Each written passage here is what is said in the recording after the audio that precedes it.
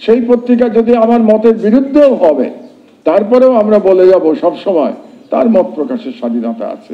যদিও ফ্যাসিবাদের 15 বছরে আমাদের মত প্রকাশের স্বাধীনতার কথা কেউ বলে নাই, কিন্তু তারপরে আমরা কিন্তু বলে যাব, যেই ক্ষমতায় আসুক, বিএনপি ক্ষমতায় আসুক, বর্তমানে যে সরকার আছে ক্ষমতায় আসুক, জামাত ক্ষমতায় আসুক, আমরা সর্বদা বলে যাব যে মত প্রকাশের স্বাধীনতা থাকতে হবে। মত প্রকাশের স্বাধীনতার জন্য কাউকে হয়রানি করা যাবে না।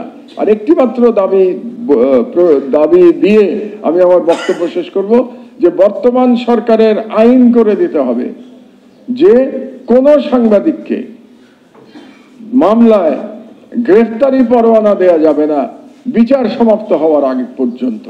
তার বিরুদ্ধে যদি কোনো অভিযোগ থাকে, মামলা হবে, বিচার হবে, বিচার হওয়ার পরে বিচারে যা কিছু সাব্যস্ত হয় সেটা হয়ে যাবে। কিন্তু একজন মানহানি মামলা করবে অথবা অন্য কোনো ভুয়া মামলা করবে, আইসিটি আইনে মামলা করবে, আর তাকে গ্রেফতার করে নিয়ে যাবে, এটা আমরা হতে দিতে পারি না।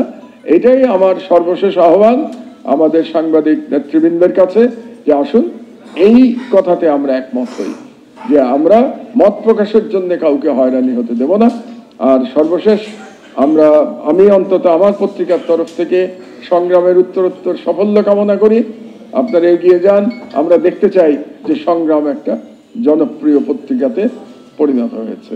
আমাকে এখানে এই ক্ষুদ্র বক্তব্য দেওয়ার জন্য, সুযোগ দেওয়ার জন্য আপনাদেরকে অসংখ্য ধন্যবাদ।